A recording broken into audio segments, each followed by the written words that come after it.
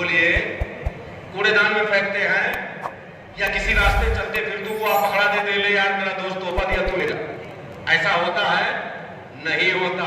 کہاں رکھتے ہیں؟ یادداشت کے طور پر اسے الماری میں سجا دیتے ہیں اور سن ڈال دیتے ہیں فلاں جنم دن پر میرے دوست نے یہ تحفہ دیا تھا, فلاں جنم دن پر میرے دوست نے یہ تحفہ دیا ہے. اے میرے دوست, اے میرے بھائی, دنیا کا یہ تحفہ جو مٹنے والا ہے اس کے لیے آپ اتنا اہتمام کرتے ہو کہ آپ کے دوست نے آپ کو جنم دن پہ تحفہ دیا تو آپ اسے بہت سنبھال کر رکھتے ہو. لیکن اے مسلمانوں, اے خدا کے نیک بندو, اے امت مسلمہ میں پیدا ہونے والے نبی کے پیارے امتیوں, آپ مجھے بتاؤ اللہ نے معراج میں تمہیں تحفہ عطا فرمایا تھا, کون سا تحفہ دیا تھا؟ نماز کا تحفہ دیا تھا. دوستوں کے تحفوں کی اتنی قدر ہے کہ اسے آلمانیوں میں سنبھالتے ہو, لیکن خدا نے جو تحفہ دیا ہے اسے روز برباد کر رہے ہو, اسے روز چھوڑ رہے ہو, اسے روز چھوڑ رہے ہو. میں کہتا ہوں جیسے دوستوں کے تحفوں کو سنبھالتے ہو ویسے خدا کے تحفے کو قبول کر لو اور کہو اے میرے مولا تو نے ہم پر احسان کیا ہے کہ معراج کی رات ہمیں تحفہ عطا. بولو, وعدہ کرو اللہ کے تحفے کا احترام کرو گے, نماز کی پابندی کرو, سچے دل سے نماز پڑھو اور نماز میں کچھ چیزوں کا خاص خیال رکھو.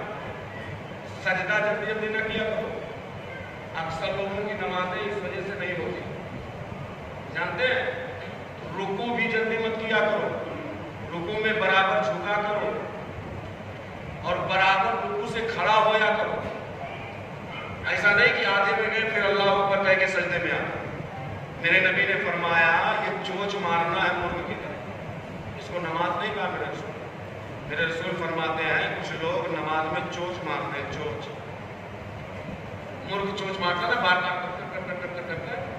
اسی طرح میرے رسول فرماتے ہیں کہ کچھ لوگ نماز میں چونچ مارتے ہیں, رکوع سے اٹھے نہیں تک سے گر گئے سجدے میں, جبکہ رکوع سے اٹھنے کے بعد کھڑے ہونے کے بعد کچھ پڑھنے کا حکم نہیں ہے, کچھ حکم کیا ہے؟ ربنا لک الحمد. بتائیے بھائی, بتائیے. یہاں میرے خیال سے سبھی نماز پڑھنے والے لوگ کیا پڑھتے ہیں؟ ربنا ولک الحمد, ہے نا؟ ٹھیک, تو یہ کہاں پڑھنے کا حکم ہے؟ کہاں پڑھنے کا حکم ہے؟ آدھے رکوع میں رہو تب میں کہاں پڑھنے کا حکم؟ بتائیے. جب کھڑے ہو جاؤ, بالکل اسٹینڈ ہو جاؤ, پیلر کی طرح کھڑے ہو جاؤ اور کھڑے ہو جاؤ, بدن آپ کا بالکل ساکت ہو جائے, تب آپ کہو ربنا ولک الحمد اور پورا پڑھ لو, تب سجدے میں جاؤ, تب سجدے میں جاؤ. اور جب دونوں سجدہ کرو تو سجدے میں خاص خیال رکھیے, سجدے میں بھی بہت ساری غلطیاں ہوتی ہیں. میں چاہتا ہوں کچھ اصلاح بھی ہو جائے ہماری. آپ سجدے میں کچھ خاص غلطیاں ہوتی ہیں. نمبر 1, جب ہم سجدے میں جاتے ہیں تو سب سے پہلے ہمیں کون سا پاؤں زمین پر رکھنا چاہیے؟ بتائیے, نماز پڑھنے والے بتائیں کون سا پاؤں زمین پر رکھنا چاہیے؟ یہ جانتے کیوں کمی آئی ہمارے اندر؟ ہمارے پاس سب کے لیے ٹائم ہے لیکن عالموں کے پاس بیٹھنے کے لیے ٹائم نہیں, اسی وجہ سے کمی آ رہی. اگر ہم ان کے پاس بیٹھ کر ایسے چھوٹی چھوٹی باتیں پوچھتے حضرت سجدے میں ہم کو کیسے جانا ہے, تو شاید یہ کمی نہیں آتی. سجدے میں داہنا پاؤں کا یہ جو گھٹنا سب سے پہلے اس کو, جب آپ سجدے میں جائیں گے تو آپ کا یہ داہنا پاؤں پہلے جائے گا, پھر بایاں پاؤں لگانے کا, سمجھ رہے؟ اور جب جائیے سجدے میں تو آپ کی پیشانی اور ناک یہ زمین پہ جمنی چاہیے. بہت سے لوگ ایسے ٹچ کرتے ہیں اور چلے جاتے ہیں, کہیں ناک پہ نہیں.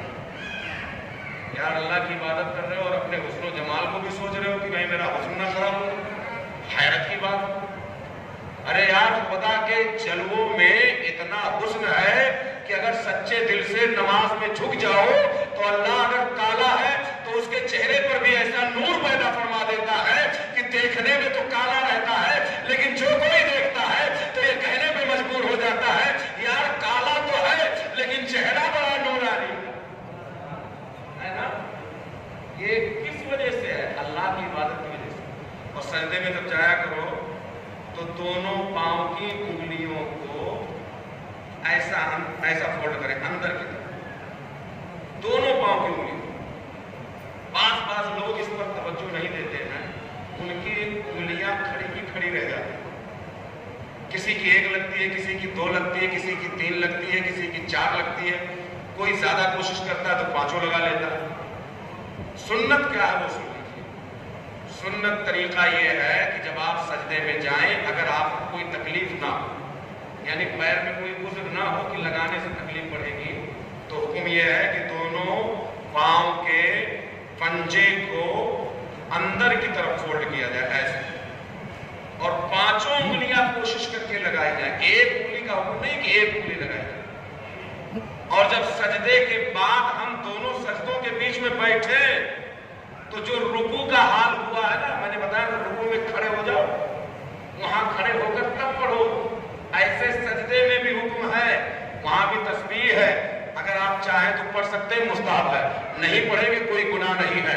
लेकिन हुक्म शरा ये है कि दोनों सजदों के बीच में इतनी देर बैठा जाए जितनी देर में एक बार सुभान अल्लाह कहे, जितनी देर में एक बार सुभान अल्लाह आप कह सकते हैं। बहुत से लोग बेचारे ख्याल नहीं करते और दोनों सजदों के बीच में बैठते भी नहीं बराबर, और फट से दूसरा सजदा कर देते हैं। आला हज़रत अली रहमान ने फतावा रफ़िया शरीफ में भी और अहकाम शरीयत में भी नकल फरमाया है, जो लोग तादील अरकान यानी हर रुकन को अपनी जगह से अदा नहीं करते, उनकी नमाज ना होने के करीब है, वाजिबुल इयादा है और वो गुनाह कर रहे हैं। अब मुझे बताइए, अगर हम थोड़ी सी लापरवाही कर जाएं तो हमारी नमाज पढ़ने के बाद भी नहीं, कितना बड़ा नुकसान हुआ। मेहनत भी करें, मजदूरी भी ना मिले तो फायदा क्या है इसकी मेहनत। भाई मेरे, मैं आपसे गुजारिश करूंगा, नमाज को सही करिए। नमाज एक बहुत बड़ी इबादत है, बहुत अजीम तोहफा है अल्लाह, इसको आप सही कर लीजिए। इतनी बातें जो मैंने आपको बताई इसको करिए, और चलते चलते इस रात की फजीलत में 2-3 बातें 2-3 मिनट में मैं पेश कर दूंगा, सुन लें आप। देखिए, रजब जो है, आला हज़रत रहमान ने फतावा रज़विया शरीफ में नकल फरमाया। आला हज़रत फरमाते हैं कि रजब में एक रात है, इसमें अमल नेक करने वालों को 100 बरस का सवाब, जो नेक अमल इस रात में करे। और वो रजब की 27वीं रात है। आला हज़रत फरमाते हैं वो रजब की 27वीं रात है। ये हदीस के हवाले से उन्होंने नकल फरमाया है, 27वीं रात है। कह रहे इसमें जो शख्स 12 रकत नफली नमाज है पढ़ेगा, तरीका भी आला हज़रत ने लिखा है हदीस के हवाले से। आप फरमाते हैं कि हर रकत के बाद, यानी 2-2 रकत की नियत करें, और हर रकत के बाद जो सूरा उसे याद हो, कोई खास सूरा नहीं, यानी सूरह फातिहा के बाद जो सूरत उसे याद हो उसको वो पढ़ ले, और पढ़ने के बाद वो सलाम फेरने के बाद फिर 2 रकत पढ़े, फिर 2 रकत पढ़े, ऐसे ऐसे करके 12 रकत मुकम्मल करें। आला हज़रत फरमाते हैं आखिर में सलाम के बाद एक तस्बीह आमतौर पर हर मुसलमान को याद है, क्योंकि ये पढ़ी जाती है, सुब्हानल्लाहि वल्हम्दुलिल्लाहि वला इलाहा इल्लल्लाह वल्लाहु अकबर। ये तस्बीह बहुत आसान है और अक्सर लोग पढ़ते हैं। आला हज़रत फरमाते हैं 100 मरतबा इस तस्बीह को पढ़े, जब 12 रकात मुकम्मल हो जाए उसकी 100 मरतबा इस तस्बीह को पढ़े, और 100 मरतबा पढ़ने के बाद फिर 100 मरतबा इस्तिग़फ़ार करे। अगर आपको ये याद है अस्तग़फ़िरुल्लाह रब्बी मिन कुल्ली ज़ंबिन व अतूबु इलैह, अगर ये याद है तो ये पढ़िए, अगर नहीं याद है तो आप इतना ही पढ़ लिया करें, अस्तग़फ़िरुल्लाह अस्तग़फ़िरुल्लाह अस्तग़फ़िरुल्लाह 100 मरतबा। फिर फरमाते हैं कि इसके बाद 100 मरतबा दुरूद शरीफ पढ़े। क्या पढ़े?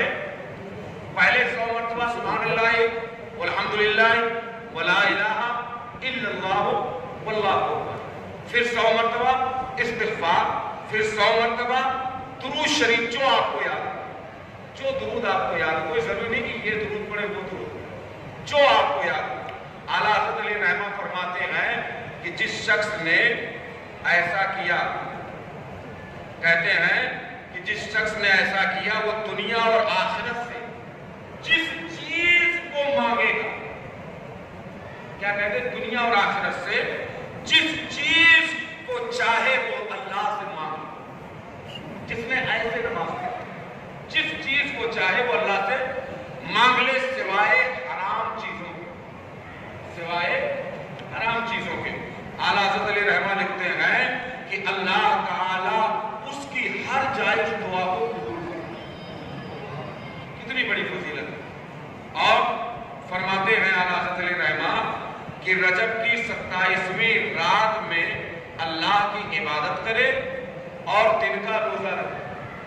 हज़रत अबू हुरैरा की रिवायत लेकर आए, कह रहे दिन का रोजा रखे, कह रहे अल्लाह ताला उसको 60 महीनों का सवाब अता करेगा। कितने महीनों का? 60 महीने कोई रोजा रखे, जो सवाब उसे हासिल होगा अगर किसी ने एतकाद हकीकी के साथ 27वीं रजब का रोजा रखा, तो अल्लाह ताला उसे 60 महीने का सवाब अता करेगा। अल्लाह करे कि हमें भी और आप रात में, आज की रात में अल्लाह इबादत का शौक और साथ ही साथ कल दिन का रोजा रखने की तौफीक दे इंशाअल्लाह। ये मेरी बातें थी जो मैंने आप तक पहुंचाई, और भी बहुत सी सारी बातें थी, लेकिन वक्त बहुत ज्यादा हो चुका है। मैं इतना कहूंगा, जो मैंने तरीका बताया, नहीं ज्यादा पढ़ सकते हैं तो कम से कम यही 12